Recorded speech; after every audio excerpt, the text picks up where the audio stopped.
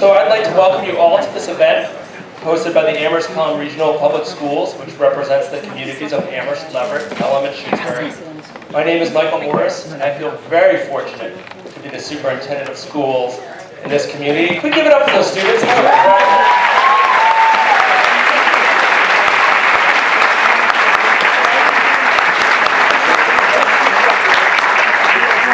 just would like to share a brief welcome and to share a little bit of my afternoon. Earlier this afternoon, I was able to be present at an event where Senator Markey met and spoke with local officials and residents about a critical issue to all of us, immigration. As I consider this school district, where you are now, where our school committee voted unanimously to support a policy that created a formal process to ban ICE from casually or immediately entering our school buildings and our district property,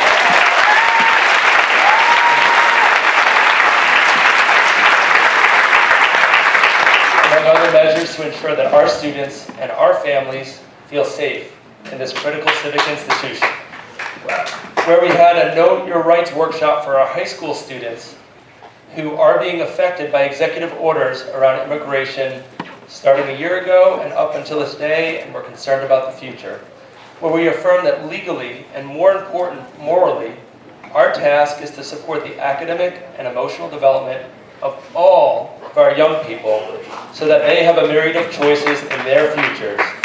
I feel that Senator Markey fits right in here because he understands what we mean when we say all.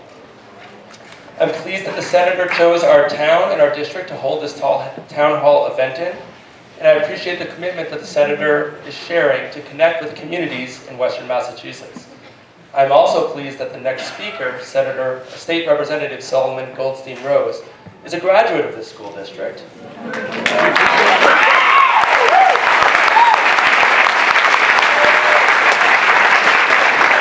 Which goes to show that outstanding teachers and staff and community, what they can do to promote bright futures for young people. Again, thank you all for coming to the town and the schools. On behalf of Town Manager Paul Bockelman and the Amherst Select Board, I welcome you here, and I look forward to the robust dialogue to follow this evening. Thank you very much. So I'm looking out and I see a lot of familiar faces, but what excites me much more is the number of unfamiliar faces who are coming here to engage with your local, state, and federal government. We have all represented here. Thank you to Senator Markey for coming here, for making this town hall in Amherst at our middle school, and thank you all for coming. I have my notebook. I'm going to come sit, but I want to specifically thank you for coming and speaking on Lucio's case earlier. I was at a fundraiser that I think the whole contingent came over from the JCA to support Lucio's family, who's been given sanctuary in the church in Amherst.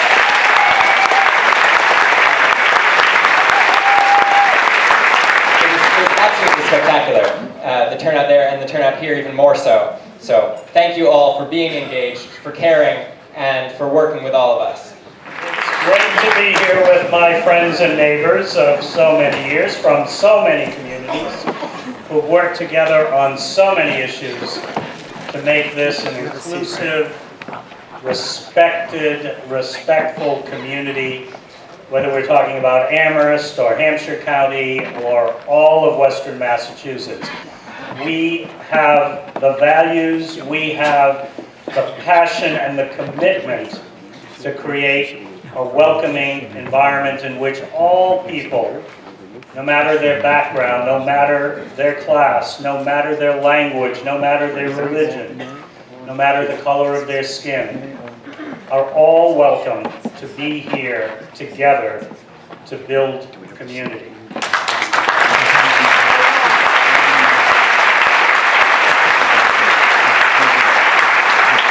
And I'm so excited to see a standing room crowd only to greet and interact with our U.S. Senator Ed Markey. And before I say just a few words of introduction for him, I just want to ask our Register of Deeds, Mary Olberding, to stand and be recognized.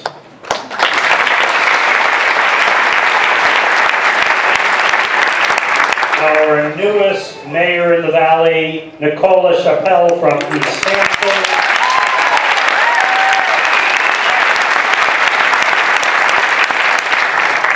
See a pattern, folks?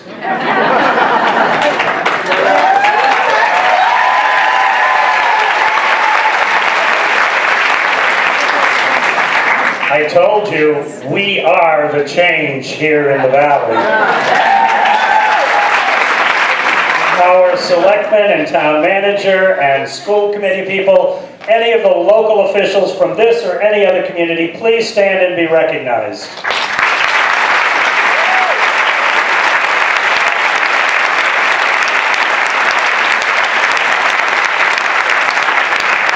And now we get to hear from our guest of honor, the gentleman who traveled the turnpike to join us here.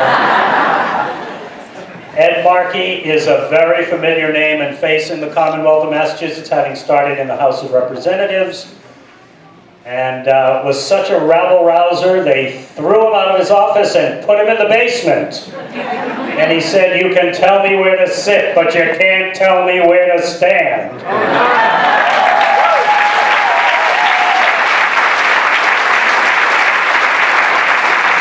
He took that fighting spirit to the U.S. Congress, where he served for many, many years and was the dean of the Massachusetts House delegation, and then recently went over to the U.S. Senate, and has remained a very powerful voice for justice and for change and for looking to the future. I'll just highlight three quick things. One of the issues of the day, obviously, is immigration policy. He's a leader on immigration policy. He stood up for the DACA and the TPS folks who live and work among us and are trying to build a life for themselves and their families among us. He was one of only 14 U.S. senators that stood up to the point that he was willing to say no last week to legislation that was saying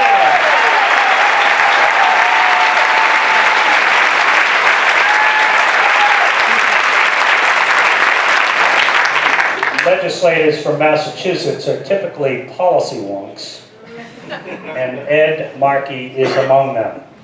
He's the only guy in Congress who understands telecommunications policy, which is why he is leading the fight to guarantee net neutrality for all.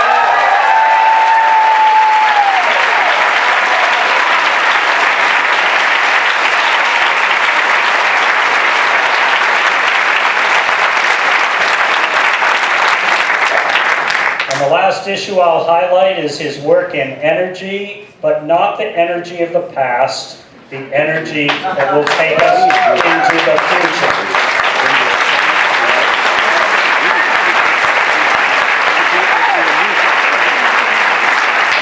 Massachusetts is the #2 state in the country in terms of building a solar energy industry.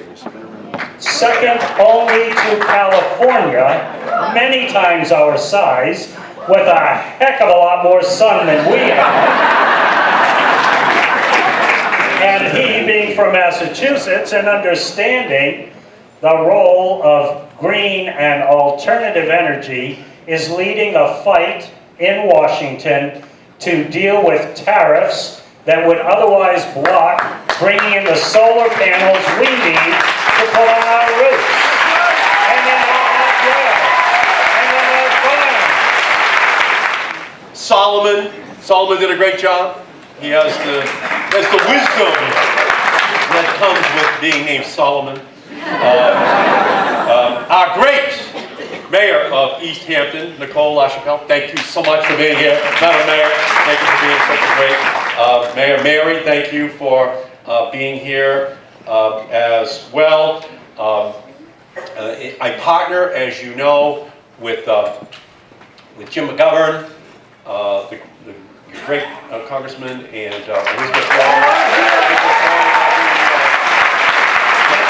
Day down in Washington, my father used to say to me when I was young, my father would say, Eddie, you know, when two people agree upon absolutely everything, you don't need one of those people. But he wasn't, I don't think, anticipating the Trump era. We need everybody who are working in order to stand up. And And so we decided to give you a little concert before we started. The Amherst Area Gospel Choir, the Amherst Regional Middle School Choir, Lude, Jean-Louis, a senior at Amherst Regional High School, all of them performing in the perfect form of this incredible skill set that is provided out here. And just 1, 2, 3 reasons why Donald Trump is wrong. We cannot eliminate the National Endowment of the Arts or the National Endowment of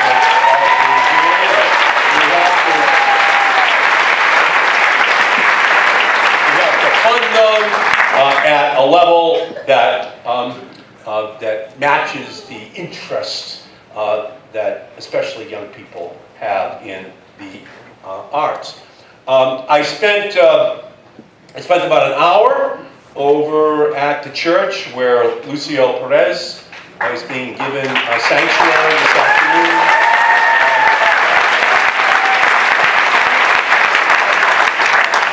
And by the way, thank you for being here. I was not a part of the Donald Trump weekend work release program for last weekend when the government was being shut down.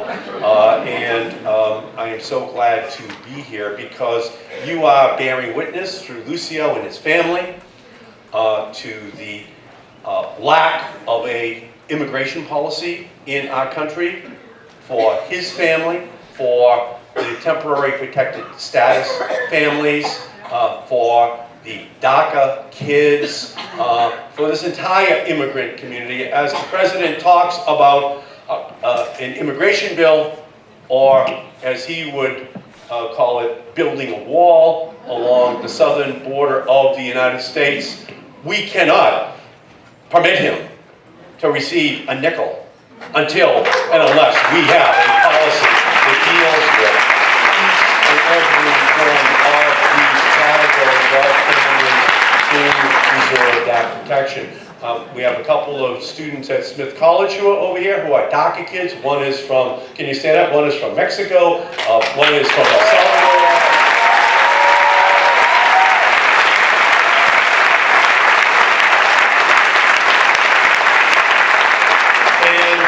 It's just an amazing, debate which we're having in our country right now over these young people. But I am going to vote no every single time on each one of these budget items until we have an answer for these 2 young women and 799,998 others just like them in our country who deserve tomorrow and they are not going to stand back. So when you're in this era of Donald Trump, there are just so many issues that we have to talk about. So I thought what I'd do is just go down a few of them, and then we can just open it up to microphones so that anyone who wishes may ask me a question. We can stay here for another hour and a half or so and try to take as many of those subjects as we can. Number 1, we'll start with climate change. As we know, Donald Trump gets his climate science from the Koch brothers and Trump University, and it is as bogus as a degree from Trump University. Okay? We are seeing an ever warming planet. We are seeing the catastrophic consequences of that. The president is launching a massive attack on renewable energy. He is having his EPA and Department of Transportation review the fuel economy standards for the vehicles that we drive in our country to reduce the amount of fossil fuels which are used. That's my 2007 law. I was the energy chairman in 2007. So that's a law that was passed that ultimately Obama used in order to increase fuel economy standards to 54.5 miles per gallon by the year 2025. Donald Trump now wants to review them. Well, every additional barrel of oil that gets consumed with less efficient vehicles is additional carbon that will stay up there for generations, further warming dangerously our planet. The same thing is true with solar and wind. As Stan said, we're more the perfect storm state than the perfectly sunny state, but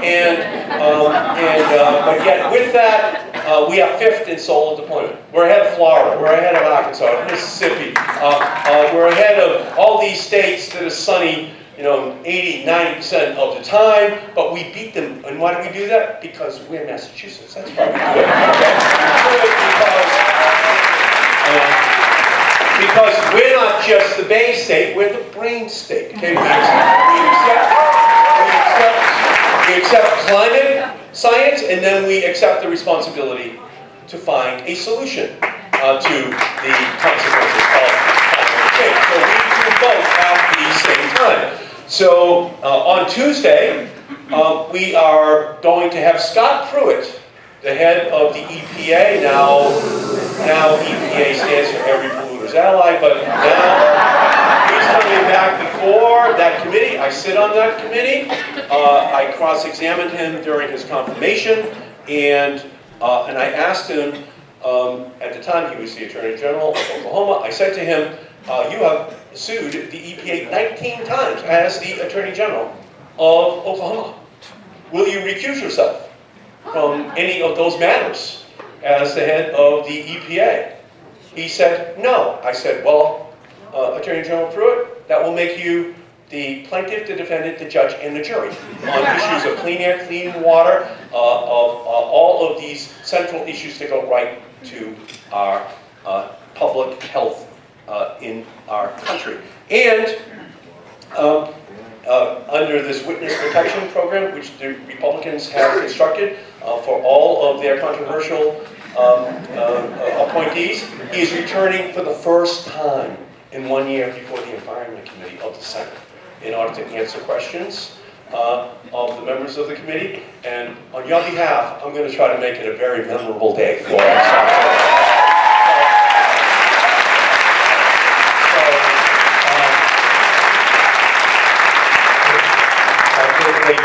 He just made an announcement on Thursday that allows for pollutants to go back up into the atmosphere that we had all basically accepted as being too dangerous, unacceptable, but not for this administration. And so on issue after issue on energy and environment, our job is to make sure the fuel economy standards don't get watered down, that the solar revolution does not get slowed down. I will give you just a couple of numbers. We now have 260,000 people who work in the solar industry in the United States. There are 50,000 coal miners in the United States after more than 100 years. Last year, it's a good number I'm about to give you. Last year, in the United States, we added 50,000 solar workers in 1 year. There are 50,000 coal miners in the whole country. Okay? So what is Trump's goal? Well, he made a pledge that he was going to protect the coal industry, and the only way he can do it is by imposing a 30% tariff on the importation of solar panels into the United States, which he announced in this past week. So I will give you a number. Americans only have 2,000 people who manufacture solar panels in the United States. The other 258,000 who are in the solar industry, they're roofers, they're electricians, they're carpenters, they're engineers. They are people who are putting together the equipment to go up on roofs, to go out into fields. This is the single greatest blue-collar job creation revolution in 2 generations. That's what the clean energy revolution is in our country.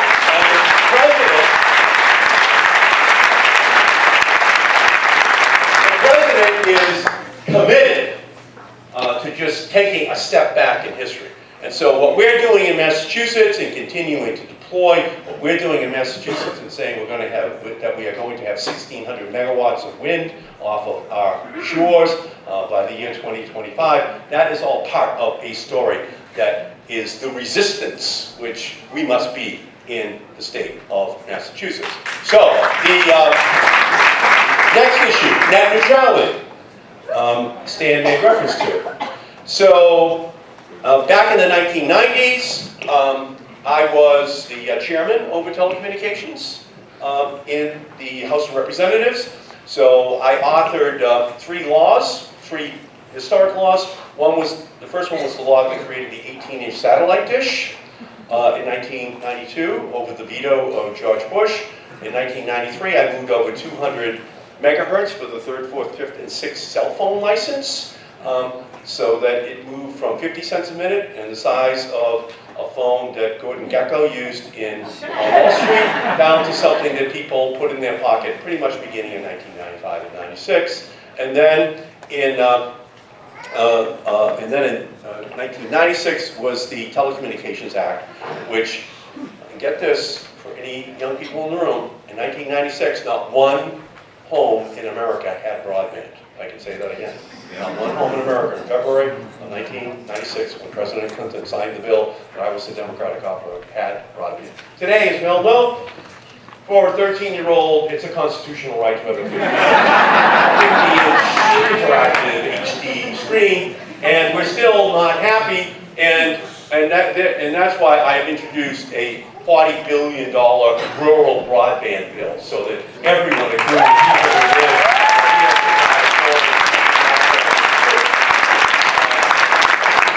and I thank all the selectmen and selectwomen who are here as well. Thank you so much for coming out. So on net neutrality and on privacy online, what Trump did was he repealed the privacy rules, which the Obama administration put on the books, and in December repealed the net neutrality rules. And so under the Congressional Review Act, 60 days, within 60 days after these new regulations are promulgated, the House and Senate can actually take a vote to overturn what the regulatory agency did. In this case, net neutrality. So, what I have done is I have now introduced the CRA, the Congressional Review Act on net neutrality. I now have, and you need 51 votes in the Senate to overturn that rule. I now have 49 Democrats and Susan Collins. 54 votes.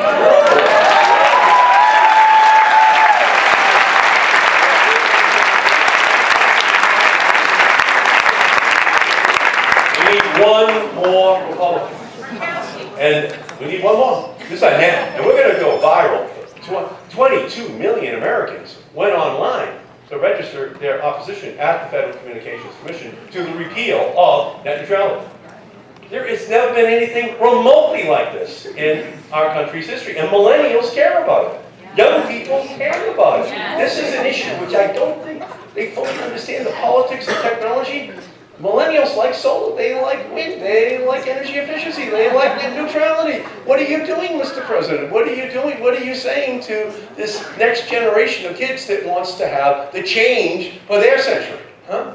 So, our goal is to pass it in the Senate, the overturn of what the FCC did, then create the momentum for the House of Representatives, because they have to do the very same thing. And then, to create such a momentum that even if Trump vetoes it, that we then get the votes to override Trump's veto as we're heading into the election of 2018. That will create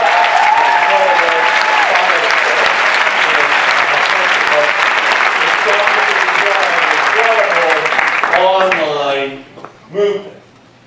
On opioids. Opioids is the plague of our time, of this era. 2,000 people from Massachusetts in 2016 died from it, and 75% of them had fentanyl in their blood system. So it went from being a prescription drug epidemic to heroin, and now it is fentanyl, 75%. Now, for many, it also has heroin and prescription drugs in their system and others, but fentanyl is now the plague. And thus far, notwithstanding what Donald Trump said as he was riding through New Hampshire, he said, oh, I can't believe such a beautiful state would have such a terrible epidemic of drugs. I'm going to do something about it. Well, now he's just celebrated his first anniversary as president. He has not put up 1 cent for this opioid epidemic to provide the treatment, to provide the care for these people. In the 1990s, we incarcerated an entire generation of African American young men in the crack cocaine epidemic, like 2 million young men. We did not give them treatment, but rather incarceration. And we owe an apology, by the way, for an entire generation.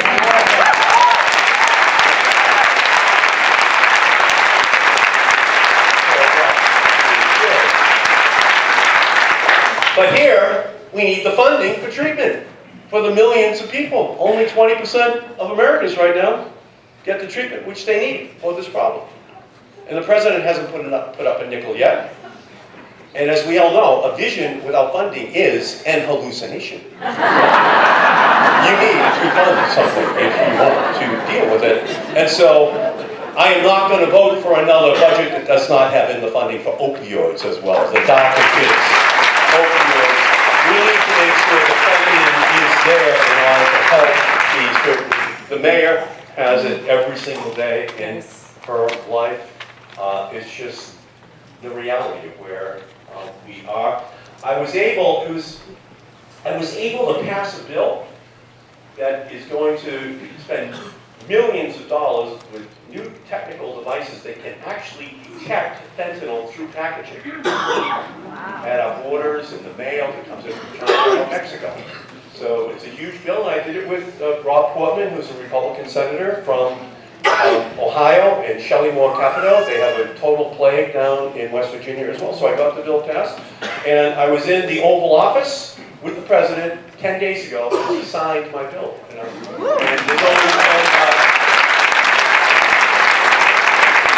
he only signs these bills with one pen. And so he has the pen, and he says, well, who should I give the pen to? And Rob Portman from Ohio says, well, it's Eddie Markey's bill.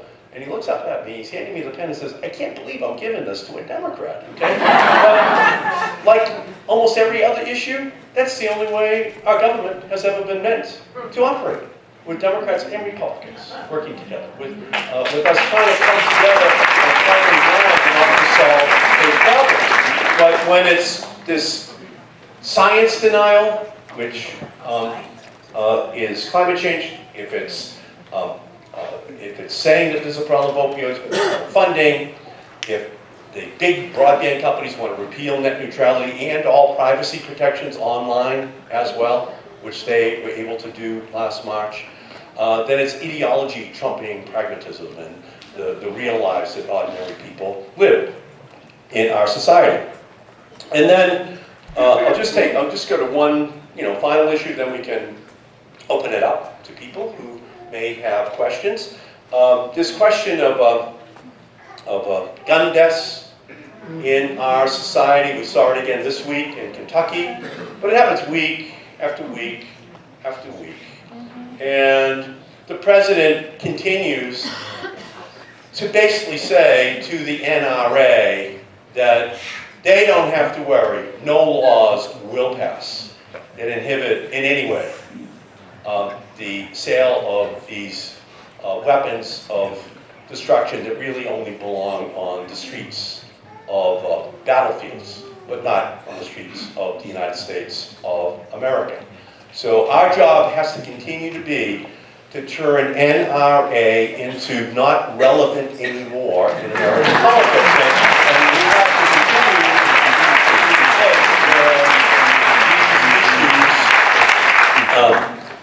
where these issues are raised. And just one, I should throw in one more issue. So I went down with Elizabeth Warren and Jim McGovern down to Puerto Rico.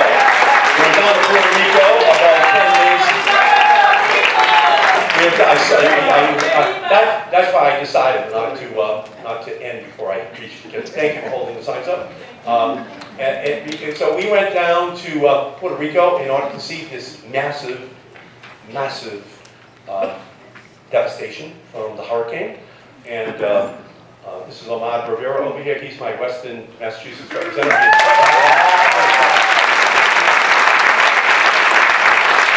Ahmad is Puerto Rican, and his grandmother, they could not talk to his grandmother for about a week. They could not even reach her down there in Puerto Rico. So Ahmad was able to bring it right into my office, into my life. So that's why this trip to Puerto Rico was so important. And even to this day, the Republicans are insisting on full funding for the recovery in Texas, in Florida, but not for Puerto Rico. And all I can tell you is, I am not voting for anything. I am saying no to any budget that does not have full funding for Puerto Rico.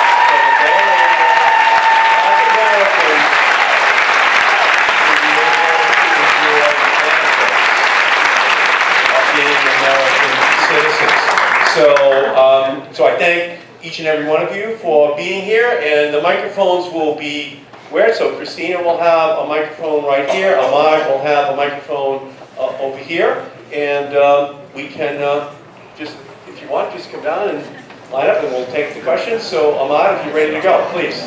Hi, I'll just introduce myself again. I'm Diana. I'm Julieta, and like we said, we both go to Smith College and we both are DACA recipients. And last week we had the opportunity to travel to Washington, D.C., and we watched the Senate vote happen live before the shutdown. And we were wondering how we can continue to support you in making sure that a Clean Dream Act is passed. And we want to thank you for what you've done so far, and we want to just know how to continue to support that. Well, thank you. You're new to our country, but I think they've captured this revolutionary spirit, which we have.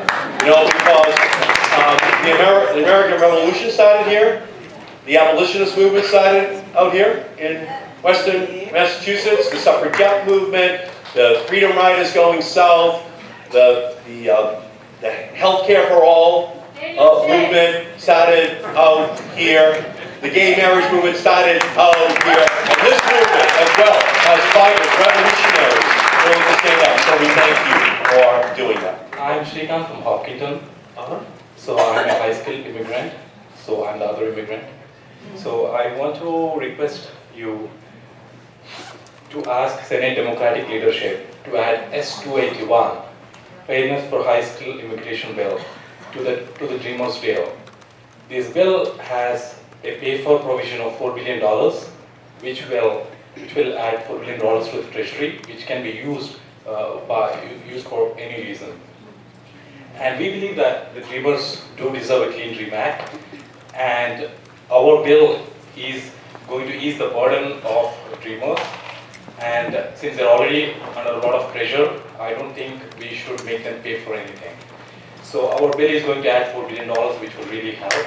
And this has huge bipartisan support of 300 co-sponsors on the House side. So what we need to do is just say to Donald Trump, we want to sit down and have every one of these immigration issues on the table. We should resolve them all now. If you want to build a wall, sit down with every one of these issues. Just sit down with every one of them, because none of the people who are here should have to live any longer without having a resolution of them. So I thank you for raising that. It's just one more item that we have to insist gets resolved before we finish this conversation that we're having with Donald Trump and the Department of Homeland Security, and just this whole philosophy of who we are as immigrants in this family, in this country. When I my father was a milkman for the Hood Milk Company, and my father went to Lawrence Vocational High School, and but he married my mother who's from Malden, and you grow up where your mother tells your father he's going to live. Okay, Lawrence is kind of a, it's blue collar like Malden, and so when I announced for the Senate, because I was the congressman from Malden and Medford up to Lexington, Winchester, I decided to go up and ring the doorbell on the first floor. The triple decker in Lawrence, where my father grew up with. The 7 of them lived on the first floor of this triple decker, my father. They all worked in the mills up in Lawrence. And all they got was that 1/2 of the first floor on the triple decker. And so I wanted to ring the doorbell and see who lived there now. And so the door opened and out came a Dominican family with all of their kids. And the accents were different, but the aspirations the same for those kids as for my father. Right? So the son of the grew up on the first floor, the triple decker, is the senator from Massachusetts. And who had that on the scoreboard? On the day that I was born. But what our job is to just keep expanding the vision of who's entitled to all of the benefits of living in this great country. And I'm very mindful of that we just have to fight every single day. So thank you for being here. Yes, ma'am. Hi, my name is Dr. Sophia Fox, and I'm from Granby, Massachusetts. Great. And I'm very glad to hear about what you've done with the opioid problem and legislation to try to curb that. As a mother, grandmother, former kindergarten teacher, and naturopathic doctor, I am very concerned with the health and well-being, in particular, of children. And as such, there is new legislation that is being introduced by a senator from Pennsylvania, Senator Mike Fulmar. And he In the state legislature? No, in the federal legislature. No, their senators are Toomey and Casey. They are. So it must be. Okay, so it must be the state senator. Must be the state senator. Excuse me, because when I read it, I thought it, but it is introducing a bill which actually would go, I believe, to the federal government because it deals with making vaccines safe. Making what? Vaccines safe. And the way to do this is to repeal the law of 1986, H.R. 5546, which I believe is a federal law, the National Childhood Vaccine Injury Act. And this law gives vaccine manufacturers complete immunity from any accountability or legal actions if they make a vaccine that kills or maims children. And recently, the CDC, or the federal government rather, not the CDC, just released publicly vaccine injury payout figures and petitions that have been filed since this law was first began. And it's amazing. There are 18,000 petitions have been filed, and over $3.6 billion have been compensated through a court system that is very difficult to get your case heard. It's not done through a jury. It's not oversight. It's like it's stacked against anybody. It takes 10 years to do it. So I hope that, hopefully this will be coming to the federal land and we can do something to finally make sure vaccines are safe. No other companies are given complete immunity from liability for And I appreciate damages. that totally. So it sounds like it's a state bill that's moving through Pennsylvania, but I'm going to do right now, if you couldn't mind, just get that information, and then I'm going to be taking it down and see Thank you into very much. Washington I with would my healthcare appreciate if team you looked into to this. see how it could interact, because obviously you don't want a situation where the accountability level is very low because the liability level doesn't match the risk that the public Yeah, has it to bear. doesn't. So thank you. Yeah, over here, please. Hi, Senator Markey. My name is Amy Croin, and I live in Hadley, and I work for Free Press. And one of the issues that I care about most is net neutrality, because in this era, there's no way to organize for justice if you don't have an open internet. And I want to thank you for your leadership on this issue, and thank you for introducing the resolution to undo what the FCC did in December. And I just wanted to know what you thought the prospects were of it passing in this polarized political climate. Well, thank you for your activism. Free Press is headquartered right out here, so they're the leading organization in the country. So thank you, Free Press, for everything the online world, it can be located out here and be organizing for the whole country. There's a lot of power in the hands of AT&T, Comcast, Verizon. But on the other side, you have the rest of the story. And what's the rest of the story? Well, the rest of the story is that while the big broadband companies invested 2 years ago $87 billion in upgrading their infrastructure, 50% of all venture capital in America went to software and internet startups.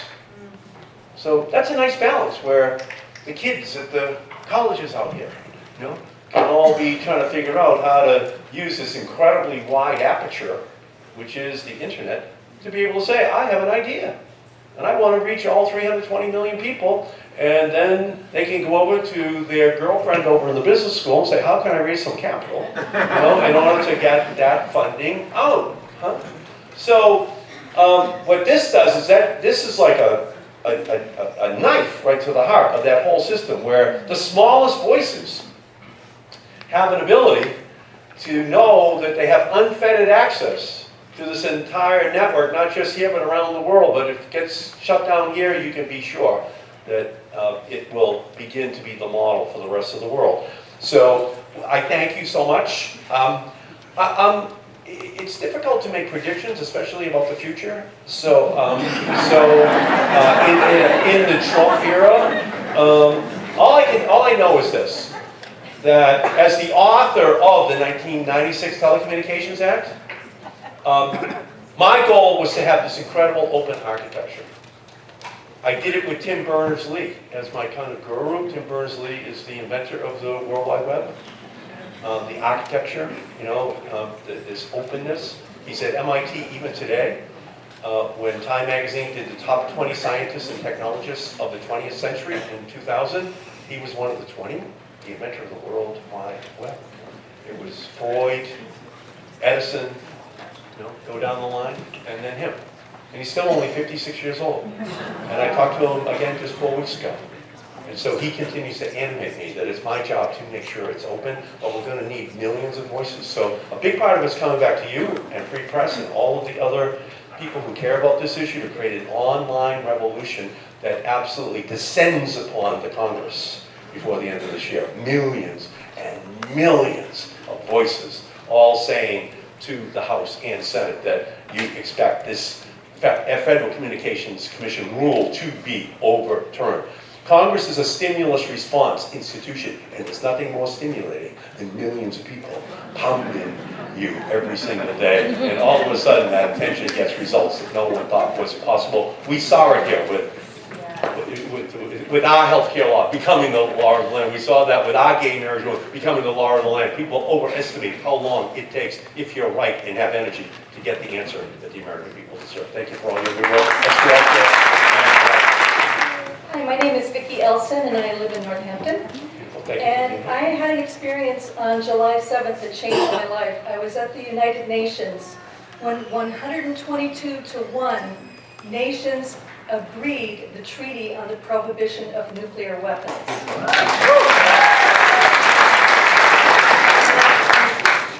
The people who created the young team, international team, the International Campaign for the Abolition of Nuclear Weapons, the people who facilitated this treaty happening, won the Nobel Peace Prize in 2017 in October.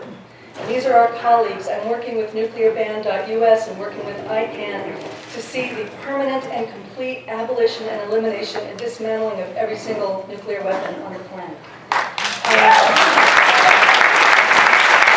So I want to express my gratitude to you from my deepest heart for the Markey Lou bill, getting Trump's finger off the button.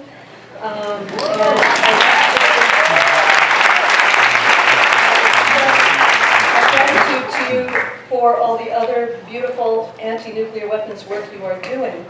However, I have noticed that not a single American leader has said anything about this amazing treaty and has not congratulated the ICANN team. And I'm wondering if you could talk about how we might be able to implement this treaty in the United States, even though our government isn't ready to do that, how we can do that as citizens, and how our leaders might be able to move it forward. Okay, so thank you so much. And so let's all hear it here from Amherst, both the people who just won the Nobel Prize in pitching for a nuclear-free planet. So, just a little bit of the story. Out here in Western Massachusetts in 1981 and 82, the nuclear freeze movement was born for the whole country out here. Okay, so we thank you. It happened in all these towns and cities out here, and Northampton's a city, and Amherst is not. Okay, so I got that. And I'm not getting into the chart of it. Okay,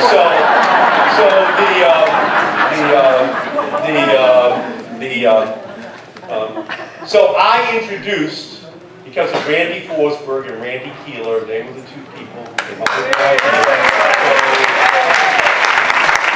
At their request, I introduced the freeze resolution into the United States House of Representatives in March of 1982, and I called Ted Kennedy to get him and Mark Hatfield to introduce it in the Senate. People said it's unrealistic. People want SALT 1, they want SALT 2. They want to control how fast the nuclear weapons stockpile grows, not reducing it, freezing it, and lowering it. That's unrealistic. Well, that was March. In June, we had 1 million people in New York City in Central Park, on the largest single rally, even to this date, in the history of our country. That all happened in 4 months. And I spoke to that gathering. I was the only politician allowed to speak to that gathering because it was my resolution. And we lost 202 to 200 in August of 2002. But in 2003, we passed it. And we started to get the votes then to kill anti-satellite weapons, to kill MX missiles, to kill... We started our counter-insurgency.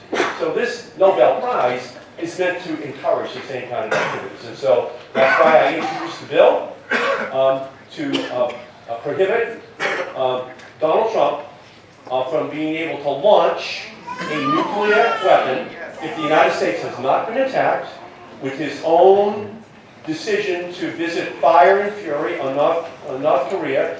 I was able to convince Bob Corker, the chairman of the Senate Foreign Relations Committee, to have the first hearing in 41 years on the first use of nuclear weapons. We just did that in November. And I just continue my whole life on this issue, because we have to have this discussion about what is this unilateral authority that Donald Trump would have with no consultation with the House, with the Senate, with his own cabinet members, with Pence or anyone else, if he just wakes up in a bad mood in Mar-a-Lago some Saturday morning and something bad in his opinion has happened, but he wants to launch nuclear weapons and the North Koreans have not launched them back at us. So that's very important. And I've also introduced legislation, just so you know, there's something called the Nuclear Posture Review, which is going to be released later on this week by the Trump administration, the posture of our use of nuclear weapons.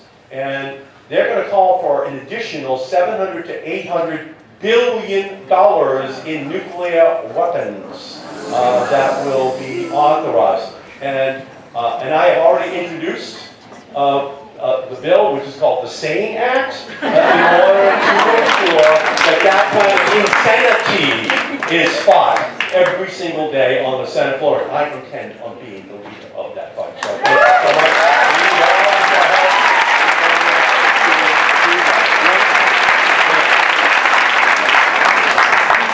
Hi, my name is Abigail Morris. I'm a senior at Amherst Regional High School in Amherst. A few weeks ago at ARHS, we heard Mazen al-Hamada, a Syrian refugee, speak, who suffered for months in a concentration camp in Syria. He told us of the horrific physical, sexual, and mental abuse and torture he endured. Since then, we have been calling you in support of the Caesar bill in the Senate. What are your thoughts on that bill? And in your opinion, what role should the U.S. play in the Syrian war, the war crimes the Assad regime has committed, and the Syrian refugee crisis? Okay, great. So explain the bill. So the bill is based off a man named Caesar who was in Syria and who was photographing the concentration camps, and his name is not Caesar. It was changed to protect him. And the bill basically is saying that we should help the Syrian refugees. Okay, so I support that bill. Okay, so obviously a terrible tragedy has occurred in Syria, and we can't walk away from the humanitarian consequences of that. We have a responsibility forever in order to make sure that we're involved in dealing with the consequences of that war. We are a part and parcel of what happened there, and we have a concomitant responsibility to ensure that the humanitarian aspects of the after effects of that war, and it's still not over, but that we ensure that we provide the resources of protection for all of those people who are still living in horrific conditions. So I thank you for your leadership on it. I'll read the bill, but just from your description of it, I will support the bill. So thank you so much for it.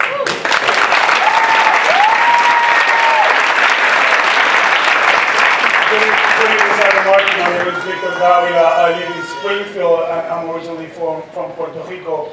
And so my question to you is, sir, that Hurricane Maria did not cause the current financial crisis and human crisis that Puerto Rico is facing. Rather, it exposed the true condition and the humiliation of being a colony.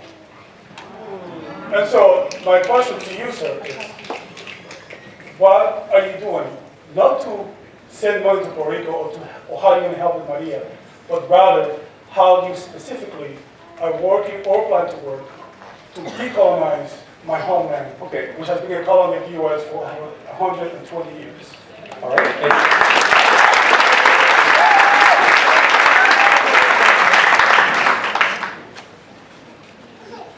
If, after this horrific event, a referendum is created on Puerto Rico, and the citizens of Puerto Rico vote that they would like to be a state in the United States, and that's their vote, and I will support. What they did. I'm saying, I will support that, and I have supported that, okay, throughout my career. I think it should be self-determination. If they don't want to have Commonwealth status, if they don't want to have any other status, and they want state status, then I support that, and I have always supported it. I was on the committee that had jurisdiction over Puerto Rico. I have been visited many times on this issue, and I have supported it in the past, and I will continue to support that position in the future. They get a small reimbursement on Medicare, they get a smaller reimbursement. They're not treated as full Americans, and only if we treat them that way and guarantee that protection will we, I think, be discharging our responsibility to them. 500,000 Puerto Ricans have already left Puerto Rico after that storm. There's hundreds of thousands of them in Florida. There's maybe 5 to 10,000 out here in western Massachusetts and across the state of Massachusetts already. We have a moral obligation in order to make sure that they're able to get the strength politically that they're going to need. And statehood is something which, if they want it, I want it. Okay? How about canceling the debt? Cancel the debt, $73 billion. Well, I did not. Elizabeth Warren and I did not support this new board that was put in to impose the draconian financial burdens on Puerto Rico. And so we're two of the few who voted no on that, and now we're seeing the consequences. As like the Grim Reaper, these programs just keep getting slashed down there. The resources are not there for them. And ultimately, I do agree with you. If we're going to ever have a fresh start in Puerto Rico, especially after this summer, we were just down there, the wires along the ground is 4 or 5 months later.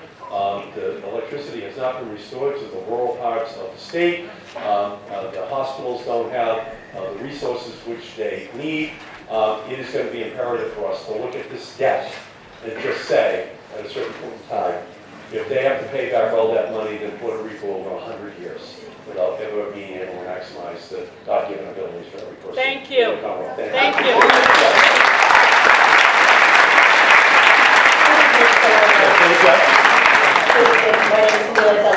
Watertown. Yes. I want to start by thanking you for being a voice of sanity in terms of North Korea. Thank you. And especially for producing legislation to properly reassert Congress's authority over war and peace. And I understand you've also called for increased sanctions recently, or supported that anyway. Now, North Korea has been under UN sanctions since 2006, and they have gotten stronger over time. Yet their nuclear weapons program continues unabated. It's still a dictatorship. It still has one of the worst human rights records in the world. It seems it is just not working. I know some things that we need to just have stronger sanctions or enforce the ones that we have better. But as history has shown us, North Korea is never going to give up its nuclear weapons program, no matter what the cost to it is. And that cost is going to continue to be borne by the people of North Korea, rather than the regime. My question is, have we seen any evidence that these sanctions have had a real positive effect in the situation? How are we balancing the humanitarian needs of the people of North Korea with the desire to rein in their weapons program? And in addition to this legislation, which I think is important and needed, but not enough, what else are you doing to ensure we pursue a diplomatic path through this situation? Okay, great. So, I'll just tell you a little story. So, I am the lead Democrat on the Asia subcommittee in the United States Senate on the Foreign Relations Committee.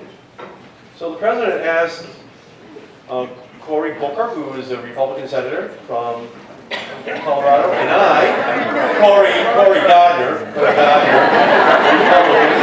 from Colorado. I mean, how many Corys out there in the world? And Cory Gardner. So we had lunch with Donald Trump, October 31st, on his trip to Japan and China and Korea. And he wanted our advice. So, advice number one I gave him: there is no military solution to our engagement with North Korea. You cannot fight a second Korean war. Therefore, we have to ensure that we take every single step which is possible in order to bring them to the table. And in 1994 and in 2006, there was a crude oil cutoff from China into North Korea. Mr. President, you should insist that China cut off the crude oil, because that is what is funding the elite, that is what is funding the nuclear weapons and ICBM program. But aren't they just taking money from the people to... That money is what is fueling the ICBM and the nuclear weapons program. And I said, you must do this, Mr. President, if you're also going to say that if they have a nuclear weapon, if they have an ICBM that can hit the United States, then they should be ready to have us, the United States, attack them. And so, to this minute, they have not imposed that sanction on North Korea. Russia continues to try to find ways of bringing more oil into North Korea as well. And so, in my opinion, if the President is going to look at military options, first you must have exhausted your peaceful options. The sanctions, the pressure on Kim to come to the table, which has not happened.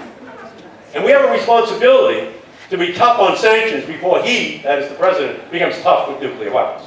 Okay? That is not a good situation for us to be in. That is dangerous. That could kill millions of people. By the way, in the first 24 hours, millions would be killed in South Korea and in North Korea. So here's what I said to the President. I said, Mr. President, my wife, and we had General McMaster and General Kelly at the lunch with us. So I said, General, my wife is actually a retired 2-star admiral. And she is a career public health service doctor. After she left Stanford Medical School, she joined the public health service. And she was the chief of behavioral medicine for the federal government in the 1980s. And so I just want to tell you what my wife told you, Mr. President, that Kim is homicidal, but he's not suicidal.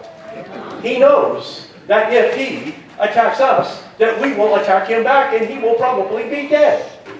So do not for a minute think that they're going to launch these weapons against us because we have such overwhelming power. So your job, Mr. President, is to get to the table. It's to use diplomacy. It's to use sanctions. It's to use every tool that you have. So then I waited.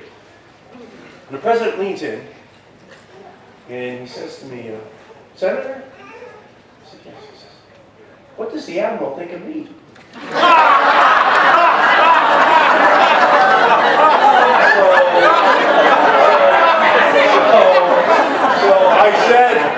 I said, the Admiral salutes the Commander-in-Chief.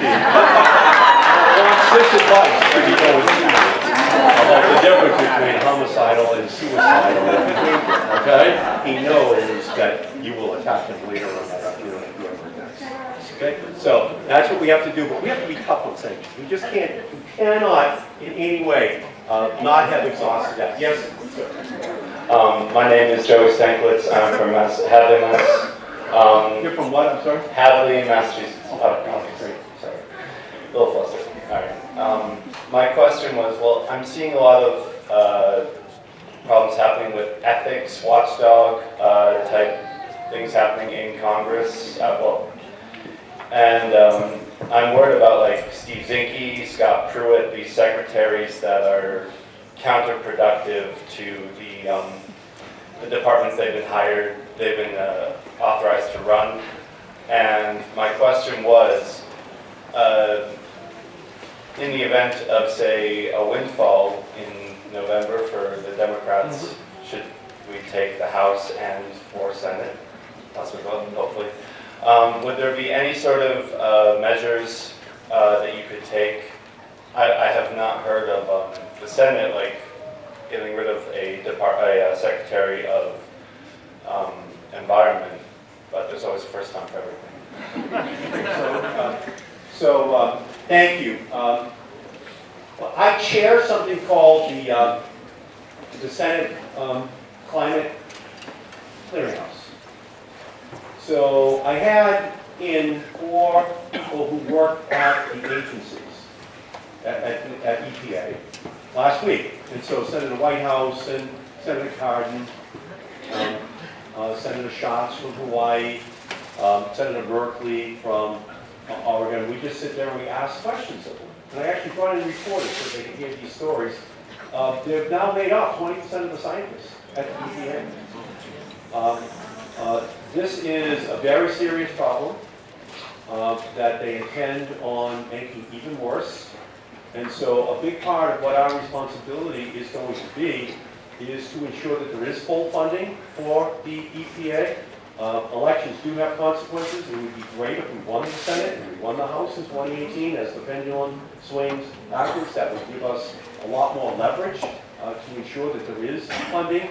I will give you another little story. I invited in people to sit and to talk to us in the Climate Clearinghouse each week. So the Livermore Laboratories is where we do principally our climate modeling. And the chief scientist there, I invited in to tell me what is going on at Livermore. What is the mood at Livermore? And he said, Ben Santer, his name is, very good man. And so he's kind of the Chief Justice of our Supreme Court of climate modeling. And the whole world depends upon this. And so I said, what's the mood at Livermore? And he said, fear is rampant. He said, how bad is it? I said, so how bad is it? And he said, well, actually, he said, I got an offer 3 weeks ago to just move to Great Britain and to run Hadley. Hadley is their Livermore with no strings. Just bring the team. So what are you going to do? I said. He said, I'm going to stay. I told everyone we have to stay and fight with the United States. It's not going to be easy, but we have to do it. So you're putting your finger on a very big problem, a science is now got a bullseye. And it's going to be our job to protect them every single day, and that's what I'm trying to do down there on the Environment Committee, and all the noise that I try to make to protect these people. But elections have consequences. We lost in 2016, we cannot lose in 2018. Failure is not an option. There are too many bad things that will happen.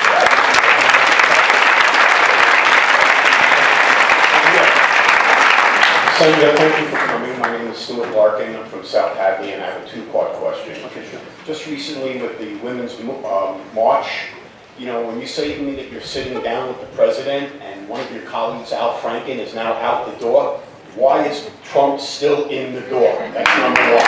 It's outrageous to me that this man is still the president of the United States based on Al Franken being kicked out immediately. That's number one. Okay, what's number two?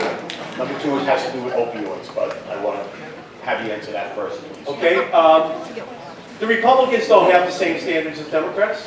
We agree with that. And so ultimately, to get to your point, we now know that Trump fired Jim Comey. We now know that he told Attorney General Sessions that he did not want him to recuse himself from the Russian investigation.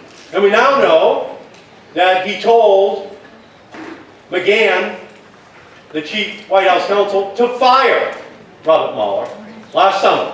1, 2, 3. Obstruction of justice, obstruction of justice, obstruction of justice, right? So we know that.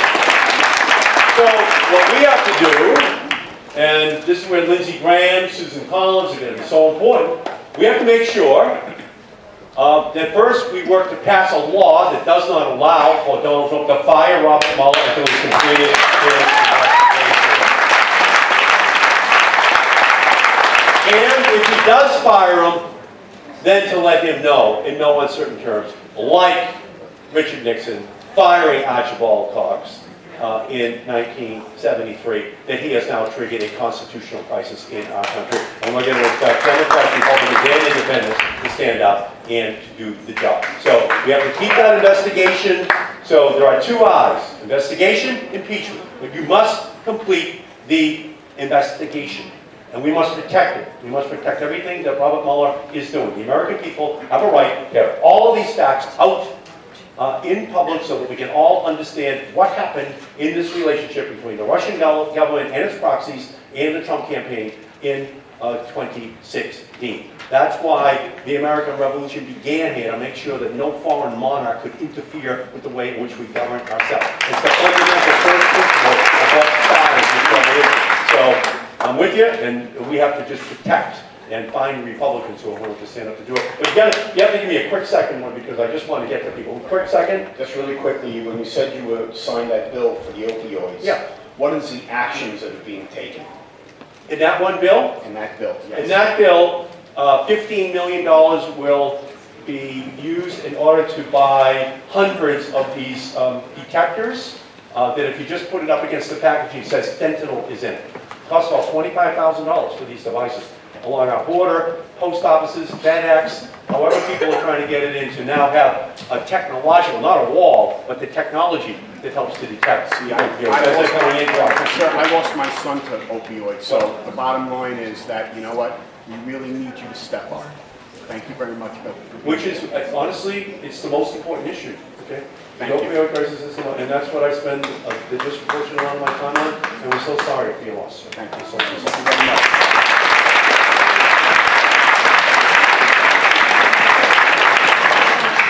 Okay. Hi, my name is Mikhail Bowen. I'm from Amherst, born and raised. My whole family's from here. My grandparents run the Amherst area gospel choir, and my mom is really a take with me. But what I want to talk about is students. I'm a student. I'm at UMass. I'm my senior year. I'm studying math, applied math. And what happens? My family wants me to be a teacher. You're a senior here? At UMass. And my family wants me to be a teacher, and you don't listen to your family, so I don't want to be a teacher. But if I did want to be a teacher and decided to listen to them, I would want to teach higher education math, which means college, which means I need to go to grad school. And for me to go to grad school, I got to pay a lot of money, and with the tax bill that's, coming out that we all heard about in the media, I don't know if that would be a possibility. So if I want to change my mind and listen to my family, how are you going to make it a possibility for me to go to grad school, a student at UMass who's just trying to make it through the world? Okay, and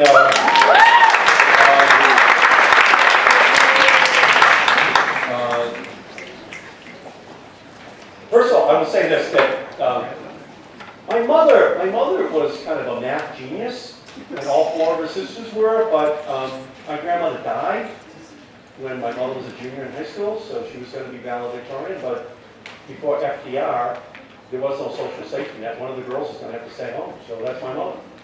So, so she used to do calculus at the table for fun with my brothers and I, even though she never had calculus, if you know what I mean.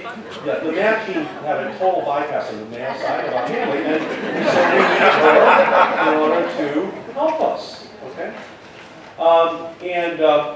Actually, she married the milkman, my father, because she had to raise all of her younger sisters. So she got married at 38 and married the milkman who was 34 and had me at 39 and the twin boys at 5. Okay? So when my mother got Alzheimer's, my father said, I said to my father once, I said, when should we move Ma into a nursing home? He said, hey, it was an honor that your mother married. I was just in love with her. She was a devil. She could be counted. Your mother's never leaving the living room alone. Your mother's never leaving the living room alone. I interviewed her once, when 5 or 6 years into Alzheimer's, because she was always such an intimidating figure in my life, you know what I mean? Hey, your grandparents got off the boat from Ireland, they weren't doing so great in that country. That's why they're here. And your father and I, we're never going to work as hard as your father and milkman. That's a hard job. And my father would say, and you're never going to be as smart as your mother. Because, she was so much smarter than her children. We agree with that too. But you're going to be given more opportunities than your grandparents or we were given. And that's because of student loans. That's because of Pell Grants.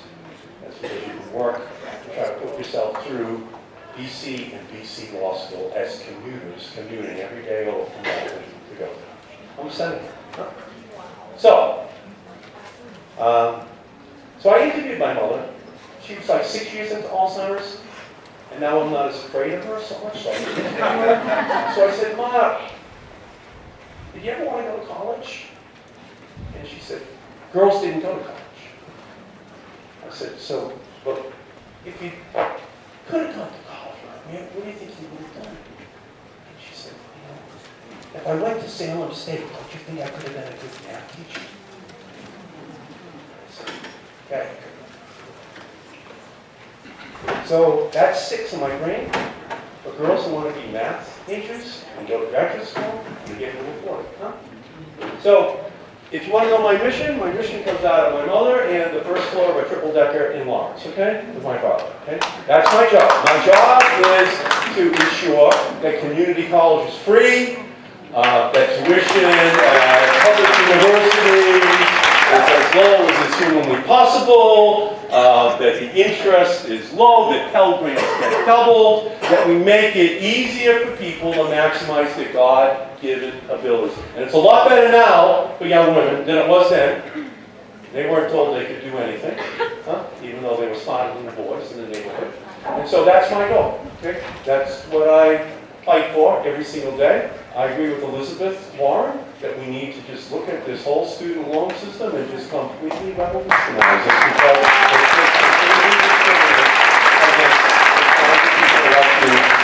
be able to maximize the company. So thank you so much for coming. Yes, over here. Hi, Senator. My name is Ira Rhoda. I'm from Watertown. I also work for the Alzheimer's Association. Oh, really? Yes. Wow. So I'm coming to you more of a thank you, just to tell you Alzheimer's is the single largest unaddressed public health crisis in the country. It's the 6th leading cause of death. It's the #1 most expensive disease in the country with the potential to break Medicare. And it really is a public health crisis. And I just want to thank you for all the work that you have done to help us address this growing epidemic, and most recently with co-sponsoring the Bold Infrastructure for Alzheimer's Act, and and to continue to ask you on behalf of the 120,000 people in the Commonwealth living with this disease to continue doing what you're doing and continue helping us to address this growing epidemic. Thank you for being here. I very much appreciate it. Thank you. Now, I appreciate that. You know, my mother died in 1998, so it was 20 years ago that my mother passed away. And it took me a year because I was so intimidated by her, and Alzheimer's is such a terrible disease. And my father and I, we kept her right in the living room in Malden. So it's a difficult disease to deal with.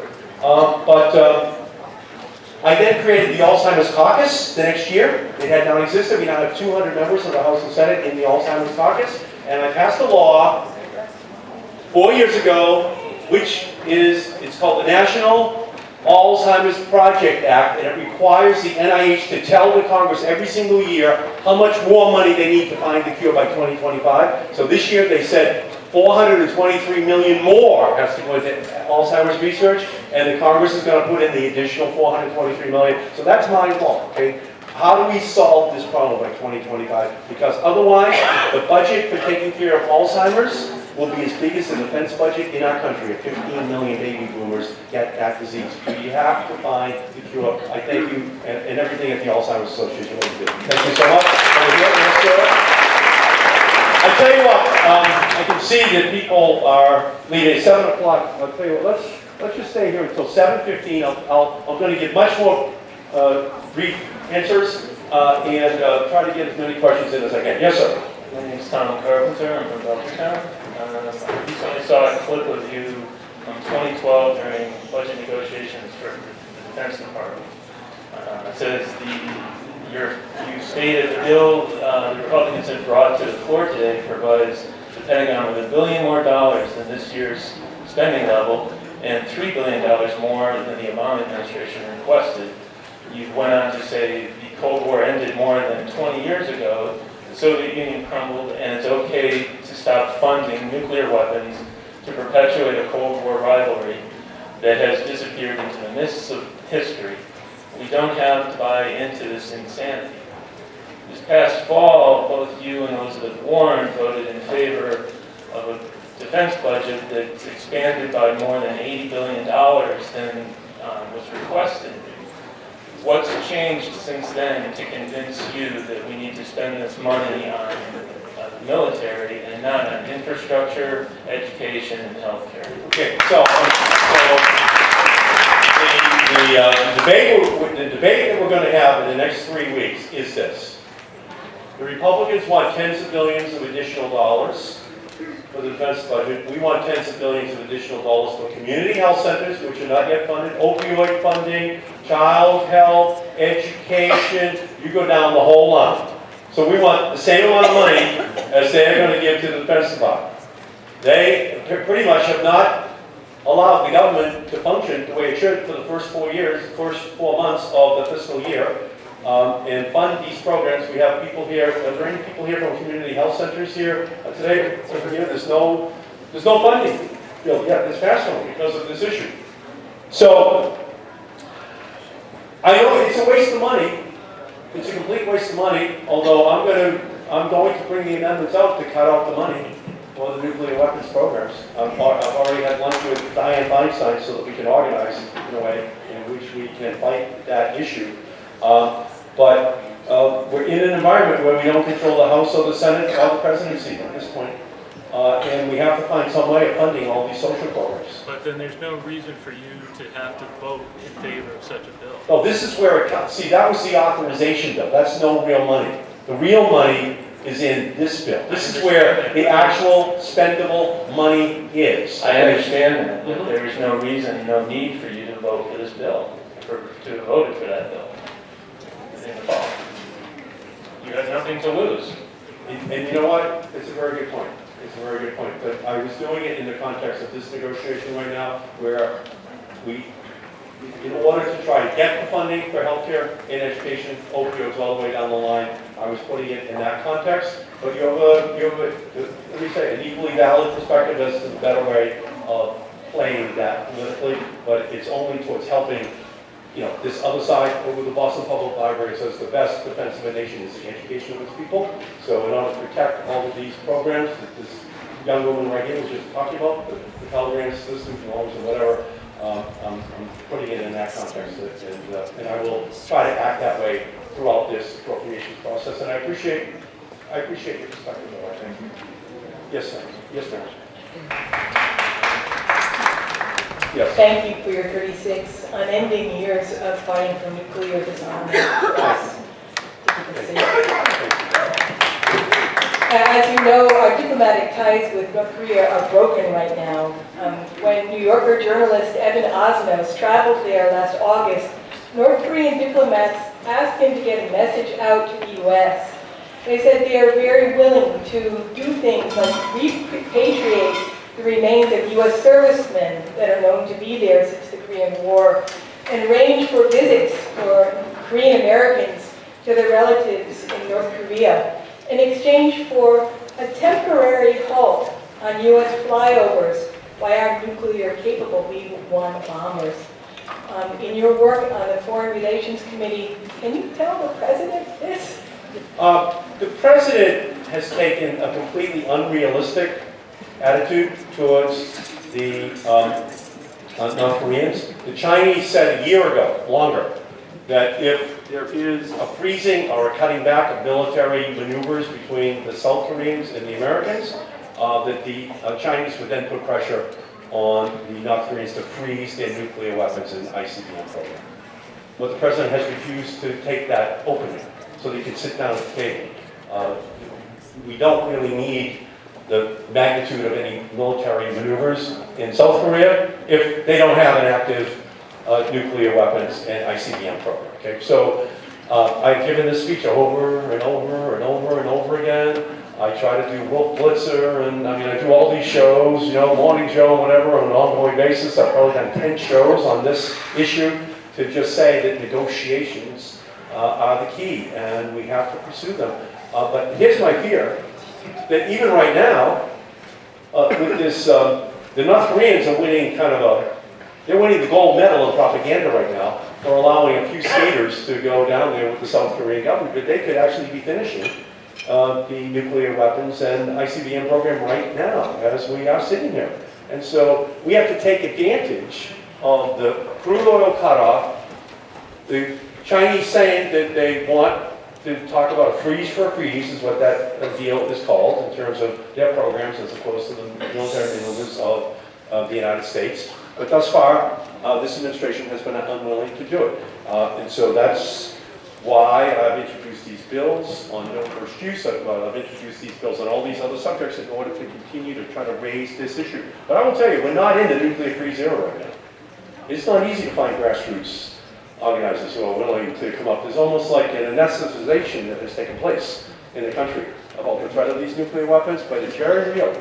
We just saw in Hawaii how easily we can accidentally slip into the triggering of a paranoia in North Korea where they're responding to something that they're seeing in Hawaii. So we have a responsibility to move further and further back. The Bulletin of Atomic Scientists has now moved us to 2 minutes to midnight in terms of the risk of having a nuclear war, and we have to do everything we can in order to avoid that catastrophe. Thank you so much.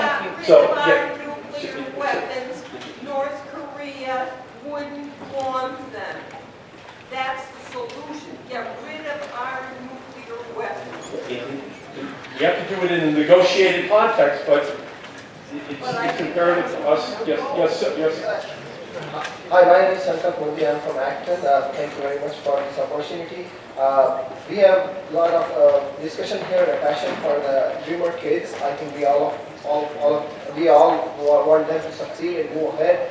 I think the issue that I'm trying to highlight here is many people don't know that the dreamer solution will protect the children of people, of undocumented immigrants, but it will not protect the people who are coming here legally, but the children were not born here. So when they become an adult, they can't live in the United States anymore, even though they have been here for all their life. And the real reason behind it is the long backlog of a green card from the countries like that I come from. And the solution for that is proposed with a very broad bipartisan support as a HR 392 in a Congress with the 300 co-sponsors. You yourself supported the same bill and we thank you very much for that in 112th Congress.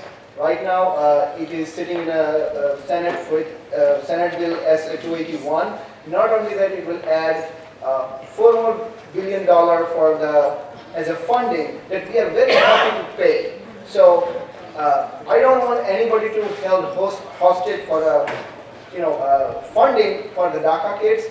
This bill helps to do that, and I would really ask your support to take this to your Democratic leadership and say, this has to be part of it, right? You cannot hold DACA hostage to this funding requirement. Thank you.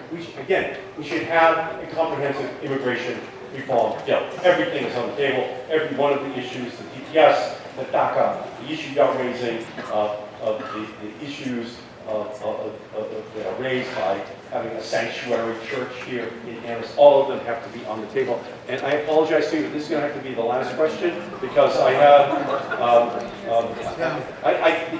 the education level in this audience is so high. That actually, the questions can come in the form of answers that people here are so well versed in the issues of the day. But yes, ma'am. Thank you, Senator Markey, for your decades of great work. My name is Dinah Kudatsky. I'm a resident of Amherst, a New York escapee, but a resident of Amherst. And so many of these issues are front burner issues of concern. One that came up recently when you brought up that failure is not an option for the upcoming elections is that we're still dealing with, because the GOP has looked the other way, that we're still dealing with the possible Russian interference for 2018 and 2020, not to mention the the hackable voting machines and voter purges and voter suppression and the possible citizenship question on the census, as well as gerrymandering. So, I mean, in every possible way, the GOP, puts the mock in democracy. So my question is, what is the Democratic Party doing to champion us and protect us from not only the ongoing Russian interference, but the GOP theft of 2018 and 2020? So by the way, for the people who are going to, I'll hang around here afterwards. If people want to come up to me and to ask me questions. So, we do have a crisis in democracy right now. If Jeff Flake wants to criticize the president, it so destroys his support amongst Republicans he can't even run for re-election. Bob Corker in Tennessee, not running for re-election.